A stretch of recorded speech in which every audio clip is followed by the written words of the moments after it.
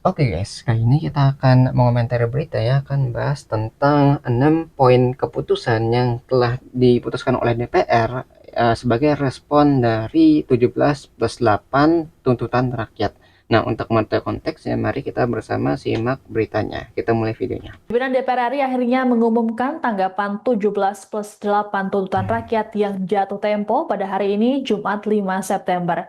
Setidaknya ada 6 poin tuntutan yang diumumkan, maksudnya 6 poin keputusan yang diumumkan oleh Wakil Ketua DPR RI Suhbi Iya, Dasko Ahmad nih, di Kompleks Parlemen Senayan, apa aja nih ya Jakarta. poin-poinnya ya? Dasko mengatakan, rapat konsultasi yang digelar pada Kamis 4 September menghasilkan sejumlah langkah konkret yang berkaitan dengan pemangkasan fasilitas, moratorium perjalanan dinas, hingga peningkatan transparansi di Nah, parlemen. Adapun 6 poin keputusan DPR yang disepakati adalah menghentikan pemberian tunjangan perumahan boleh anggota DPR terhitung sejak dibatalkan. tanggal 31 Agustus 2025. Moratorium kunjungan kerja ke luar negeri DPR RI terhitung sejak tanggal 1 September 2025 kecuali undangan kenegaraan. DPR juga akan memangkas tunjangan dan fasilitas anggota seperti biaya langganan listrik dan telepon, lalu biaya komunikasi intensif dan biaya tunjangan transportasi. Wah.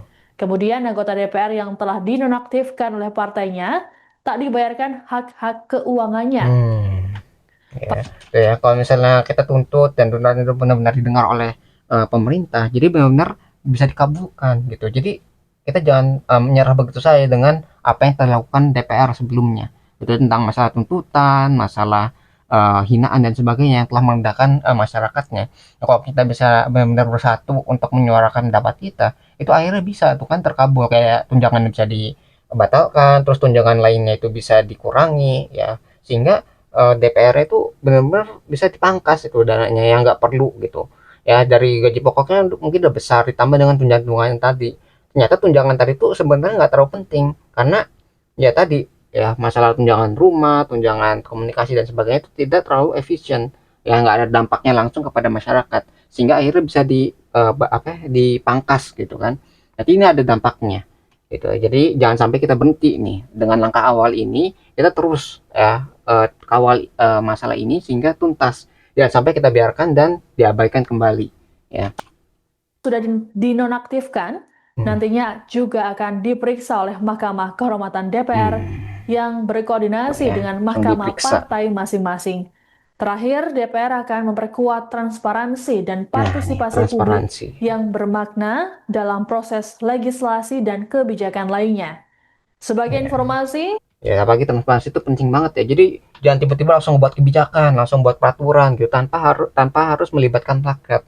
Jadi rakyat tiba-tiba kaget dengan suatu peraturan, misalnya wah, tiba-tiba pajak naik gitu. Tiba-tiba ada tunjangan, tiba-tiba ada peraturan begini begitu gitu kan. Kalau misalnya nggak transparan, masyarakat juga bingung. Ini kok tiba-tiba ada peraturan seperti ini? Perasaan saya tidak setuju. Kenapa ada kayak gini gitu. DPR tiba-tiba secara sepihak menentukan peraturan tanpa memikirkan keadaan rakyat, sehingga rakyat kan, kok gini sih DPR-nya yang harusnya berpihak pada rakyat, ya menentukan bagaimana rakyat ini hidup gitu itu ya, karena gara-gara kebijakannya itu bukannya bermanfaat tapi malah menyengsarakan. Itu yang jadi masalah. Jadi butuhnya transparansi dan komunikasi yang baik, jadi informasi itu jalan. Jadi misalnya DPR punya kebijakan, nah kebijakannya diinformasikan dulu kepada masyarakat, bisa nggak masyarakat yang menjalankan.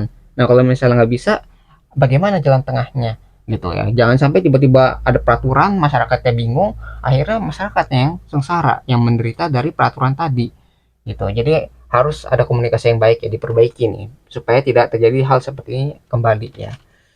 memprotes kebijakan DPR di sejumlah tempat yang kemudian berujung ricuh, muncullah tuntutan yang berjudul 17+8 tuntutan rakyat. Sebanyak 17 tuntutan jatuh tempo pada 5 September 2025, sedangkan 8 lainnya pada 31 Agustus 2026. Tahun Terkait depan. tuntutan tersebut, mahasiswa dan komunitas sipil melakukan pengawalan dan aksi unjuk rasa di depan gedung DPR serta menggaungkannya di media sosial. Ya, ini influencer ya kemarin. Pada hari ini kami akan menyampaikan hasil keputusan rapat Nih. konsultasi pimpinan DPR dengan pimpinan fraksi-fraksi DPR RI yang dilaksanakan kemarin pada hari Kamis tanggal 4 September 2025. Yang poin pertama, 1. DPR RI menyepakati menghentikan pemberian tunjangan perumahan anggota DPR RI terhitung sejak tanggal 31 Agustus 2025. Dibatalkan tuh ya. Yang kedua, DPR RI melakukan moratorium kunjungan kerja ke luar negeri DPR RI terhitung sejak tanggal 1 September 2025 kecuali menghadiri undangan kenegaraan. 3. DPR RI akan memangkas tunjangan dan fasilitas anggota DPR setelah evaluasi meliputi biaya langganan, A. daya listrik, dan B. jasa telepon, kemudian biaya komunikasi intensif, dan biaya tunjangan transportasi. 4. Anggota DPR RI yang telah dinonaktifkan oleh partai politiknya tidak dibayarkan hak keuangannya. Ya. Jadi kemarin tuh kan masalah nonaktif ya. Jadi nonaktif itu secara hukum tuh belum ada. Jadi apakah yang nonaktifkan itu dipecat, digantikan, mengundurkan diri atau bagaimana gitu kan? Kalau misalnya dinonaktifkan tapi secara hukum itu masih bisa jadi DPR, berarti mereka nggak kerja, tapi kan dapat gaji dan tunjangan gitu, itu yang jadi masalah. Nah di sini dijelaskan di poin ini bahwa yang telah dinonaktifkan itu tidak mendapatkan gaji dan tunjangan. Jadi mereka kayak masih dalam masa apakah ini diberhentikan, digantikan atau apa gitu, masih dalam masih ngambang lah, masih gantung posisinya bagaimana, apakah harus diperiksa dan bagaimana itu mungkin masih didalami. Tapi setelah dinonaktifkan mereka tidak mendapatkan gaji dan tunjangan gitu. Jadi emang di stop ya masalah pendanaannya gitu. Mereka bukannya nggak kerja dan dapat dana, tapi mereka kayak dinonaktifkan dan tidak mendapatkan gaji dan tunjangannya.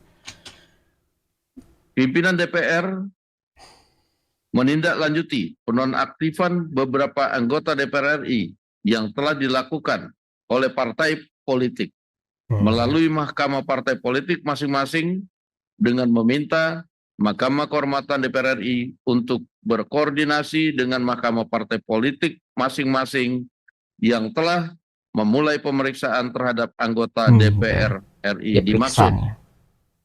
6. DPR RI akan memperkuat transparansi dan partisipasi publik yang bermakna dalam proses legislasi dan kebijakan lainnya. Ditandatangani oleh pimpinan DPR RI, Ibu Puan Maharani, saya Sufmi Dasko Ahmad, Pak Saan Mustafa, dan Pak Cucun Ahmad Samsuri. Ya, jadi setidaknya udah ada kemajuan ya, walaupun belum semuanya bisa dikabulkan ya tentang tuntutan 17+8 ini, tapi yang penting udah ada respon nih, dan responnya tuh udah positif ya, udah ada kemajuan nih. Masalah kayak tadi ya, tunjangan, masalah dewan yang bermasalah, dan sebagainya. Sehingga kita harus call terus, jangan sampai kita lengah. Terus kita pantau. Saat ini sudah tak lagi mendapat tunjangan rumah dan mendapat pemangkasan sejumlah tunjangan lainnya. Akibat penghapusan sejumlah tunjangan tersebut, saat ini take home pay yang diperoleh anggota DPR mencapai 65,5 juta rupiah. Ya, masih besar. Dalam konferensi pers di Kompleks Parlemen, Senayan, Jakarta, Jumat 5 September, Wakil Ketua DPR RI Sufmi Dasko Ahmad turut melampirkan rincian tunjangan yang diperoleh para legislator. Adapun daftar gaji dan tunjangan DPR adalah sebagai berikut. Gaji pokok adalah 4,2 juta rupiah, ini berdasarkan PP nomor 75 tahun 2000. Lalu tunjangan suami atau istri pejabat yaitu 420.000 rupiah. Tunjangan anak pejabat negara sebesar 168.000 rupiah. Tunjangan jabatan sebesar 9,7 juta rupiah. Tunjangan beras pejabat negara 289.680 rupiah. Lalu uang sidang atau paket 2 juta rupiah. Lalu total gajinya adalah 16.777.608. Ya, jadi lebih mendingan daripada yang kemarin ya. Daripada yang kemarin tuh ada tunjangan 60 juta itu kan bisa sampai 100 jutaan ya per bulan. Sekarang udah menurun lah setidaknya. Tuh, jadi langkah awal untuk kayak memotong atau mendekatkan antara masyarakat dan pemerintahannya. Oh, pemerintahannya di langit, masyarakatnya di napak tanah, ya gimana mau apa sejalan gitu kan. Kalau bisa ya didekatkan gitu ya antara selisihnya gitu. Antara gaji UMR dan gaji pemerintahan kayak DPR-nya. Kemudian untuk tunjangan konstitusional adalah biaya peningkatan komunikasi intensif dengan masyarakat senilai 20.033.000 rupiah. Tunjangan kehormatan anggota DPR sebesar 7.187.000 rupiah. Pelaksanaan fungsi pengawasan dan anggaran sebagai pelaksana konstitusional Dewan 4,8 juta rupiah. Honorarium yang termasuk fungsi legislasi, anggaran, dan pengawasan masing-masing sebesar 8.461.000 rupiah, yang totalnya adalah 25.383.000 rupiah. Lalu total tunjangan konstitusional 57.433.000 rupiah. Total bruto adalah 74.210.680 rupiah.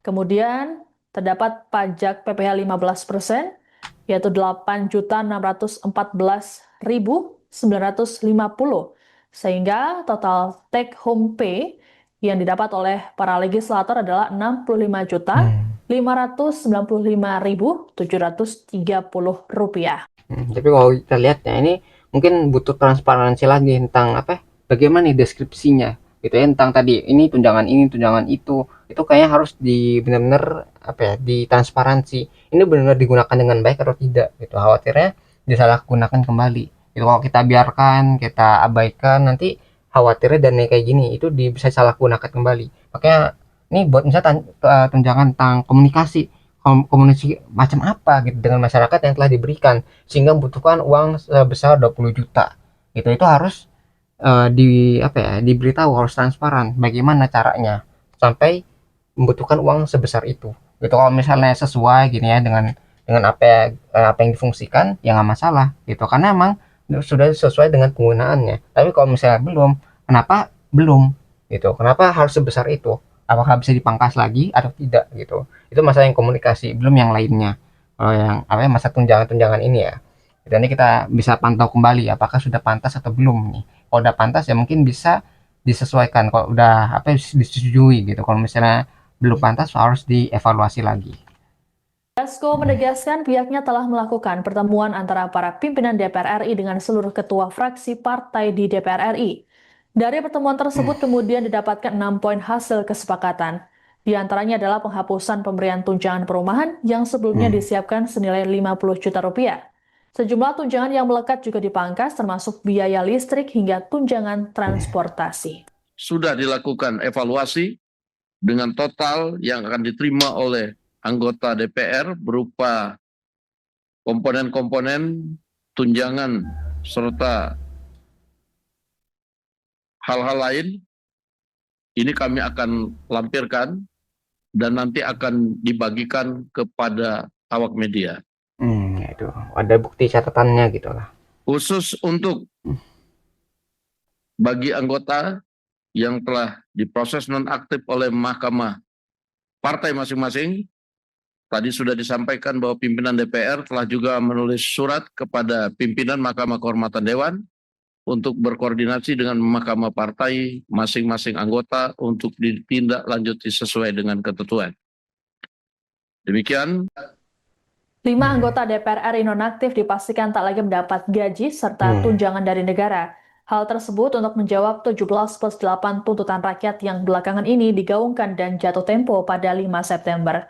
Adapun 5 anggota DPR RI nonaktif tersebut adalah Ahmad Saroni dan Nafa Urbah dari Partai Nasdem, lalu ada Eko Patrio dan Uya Kuya dari PAN, serta Adis Kadir dari Partai Golkar.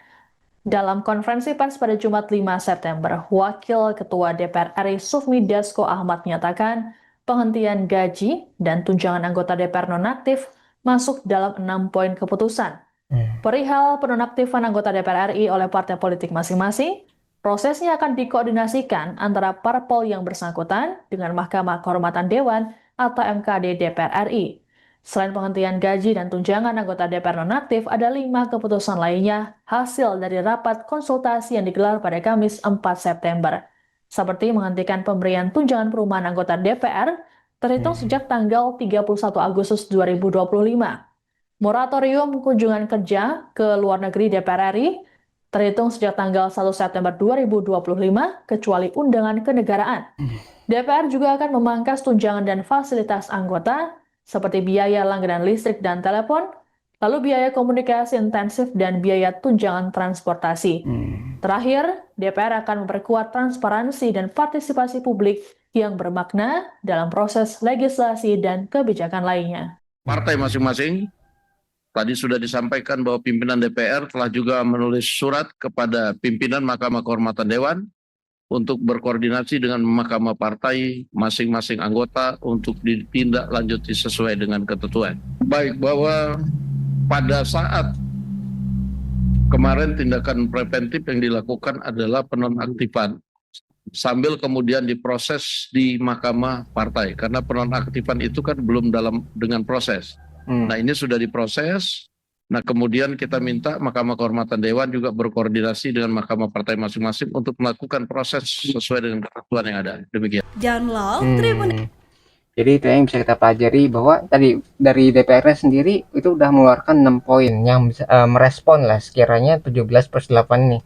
Walaupun belum semuanya bisa direspon ya dari DPR itu sendiri, itu yang penting udah ada kemajuan gitu ya, tentang masalah tunjangan, masalah tadi DPR yang bermasalah gitu ya, tadi udah 5 tuh yang akhirnya dinonaktifkan dan lagi diproses nih bagaimana keputusannya, apakah diberhentikan, dihukum atau bagaimana. Itu masih dalam proses ya, tapi udah ada kemajuan dari tuntutan ini gitu. Jadi walaupun baru sebagian lah yang dilaksanakan ya dari DPR-nya nih, yang lainnya mungkin belum gitu, dari TNI, Polri ya, dari presiden dan sebagainya itu kan masih ada tuntutan lainnya gitu. Nah, itu yang penting udah ada niatan baik lah dari pemerintah untuk mendengarkan apa yang ingin disuarakan oleh rakyat. Yang penting dari rakyatnya sendiri jangan sampai lengah, kita terus pantau bagaimana jalannya demokrasi di negeri kita. Jangan sampai kita benar pasrah, kita harus peduli gitu, peduli sama bagaimana nasib kita ke depan. Kalau misalnya kita nggak peduli, ya bayangin kalau nggak peduli itu nanti tunjangan disahkan, ada peraturan yang merugikan rakyat disahkan juga gitu. Maka dari itu untuk mencegah hal tersebut kita harus peduli dan terus mengawasi bagaimana jalannya demokrasi. Dan kalau misalnya bagus keputusannya kita dukung. Itu kalau misalnya nggak bagus kita kritik, kita evaluasi bagaimana jalannya pemerintahan kita. Itu yang penting ya. Kita harus peduli yang penting. Terus kita harus mengawal bagaimana jalannya demokrasi di negeri kita sendiri. Kalau misalnya kita nggak peduli, siapa lagi yang harus mengawasi, gitu kan? Nah, itu yang mungkin kita bisa pelajari dari berita ini. Nah, kalau yang tertarik dengan sumber beritanya, link sudah saya cantumkan di deskripsi video. Nah, mungkin sekian yang bisa saya sampaikan. Semoga video bisa bermanfaat. Kurang lebih mohon maaf. Kita ketemu lagi di pembahasan selanjutnya. Insya Allah.